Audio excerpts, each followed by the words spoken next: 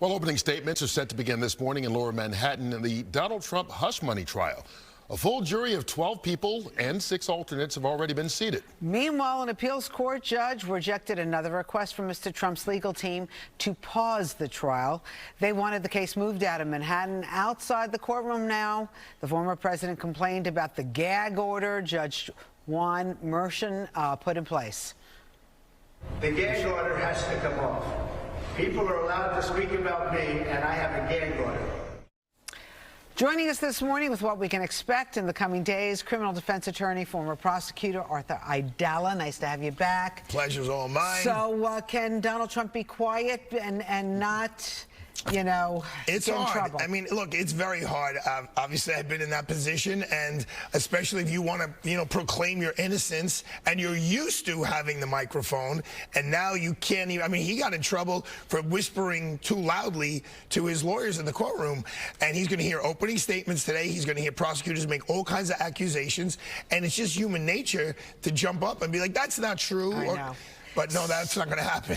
Opening statements, obviously very important in setting the tone.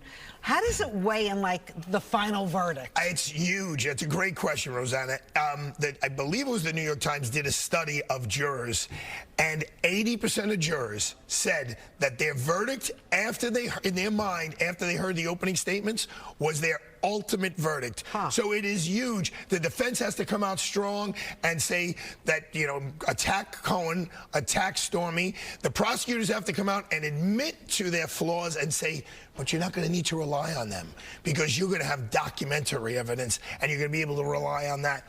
And there's going to be a little bit of drama, a little bit of passion, and well, there should be.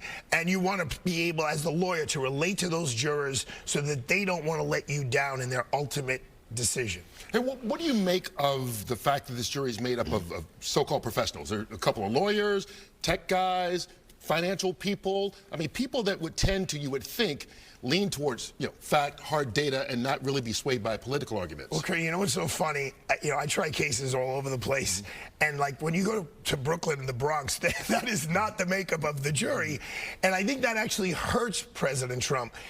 Someone asked me the other day, like, who do I want on the jury? And my genuine answer was someone who watches Fox 5. A real New Yorker, someone who's been waking up with Rosanna and going, for a long time, an MTA conductor. They're on the opposite side of the spectrum. They have lawyers, accountants, financial people who, I don't think they're going to lean in the direction of President Trump, but this is my prediction on the day of opening statements. I don't think you're going to get 12 people to agree, one way or the other. I think you'll have some real people on both sides that just dig in and hang strong. We do have lawyers and financial people that watch the show. Just for the record. All right? I kind of like lawyers. Just for the record. But maybe they don't. Be honest with you, but I don't like them on my jury. I don't like them on my jury. Why not? Because they're bringing too much baggage in. You want jurors who are as clean as possible. Like another juror I would want is, where do you get your news from? I don't really watch the news. I'm so busy. I'm doing this. I'm doing that. I look at my phone real quick. I see what's going on Facebook, and then I move on. That's the juror I would love to have had, but I don't think they got one of those. No, I think they have one. A lot of New York Times readers. Yeah, hello. So let me ask you this. First of all, just to be clear here for the record, you've never represented the former President Trump? No, my firm represents Rudy Giuliani in the case in Georgia. We represent Rudy Giuliani trying to get his law license back. Rudy Giuliani, in my opinion, saved New York twice from crime and from 9/11. I represent him proudly for what he's done there. And when the Trump organization called and asked us to represent the president, I was afraid it was going to be a little bit of a conflict representing Mr. Giuliani and Mr. Trump. Okay, I got to ask you about some of the witnesses that may be called, because yesterday I was reading, is this true? Michael Avenatti, who's in jail, who represented Stormy Daniels, wants to testify on behalf of Donald Trump? He volunteered his services. Look, he was her lawyer. You don't know what he has to say. If I'm on the Trump team, I at very least talk to him. I want to hear what he's got to say. He could say something helpful. That would be interesting. Do you think Stormy fooled around with a lot of people besides Donald Trump? Well, I think that was her job. Right. Well, that's the accusation. Yes. Sorry, Curt. I'm You just can like- correct me if that, Right. but that was Yeah. kind of her job. Oh, we got to find out, like, she fooled around with a lot of people. I wouldn't be surprised if, you heard those things. But, I mean, if you look at the cast of characters, as a Brooklyn prosecutor, I had drug dealers, I had convicted murderers. But here you have really, a lawyer who was convicted of perjury, who's convicted on the facts of this case in federal court, Michael Cohen was. You have Stormy Daniels, who I believe is listed now as a porn producer. And then if you throw Avidati in the mix, I mean, the movie that's going to come out of this thing This is going to be fantastic. good. And no cameras in the court. No cameras in the Georgia case that we're involved in. The judge is allowing cameras in the courtroom, but I'm okay with no cameras in the court. It's a little bit of a distraction for everyone when there's a live camera there. A lot of people are wondering, in this case, how the prosecutors are going to prove it. Because, correct me if I'm wrong, they've got to prove basically two cases. That there is, the payment, which the payment then led to election interference, which is illegal, but you got to prove point A before you prove point B. You're absolutely correct, and point A is going to be a lot easier, I think. Messing with, but then again, they have to show that Donald Trump knew. And I have no problem telling you, and maybe you guys have been in the same position, like when my accountant gives me paper and he goes, sign here, I don't know, I don't even know, I'm not looking at it. Every line, I don't even understand it. If your lawyer says, Mr. Trump, I gotta write a check for this or that, and some of them was when he was already president, and they may be able to prove that he didn't exactly know what it was for.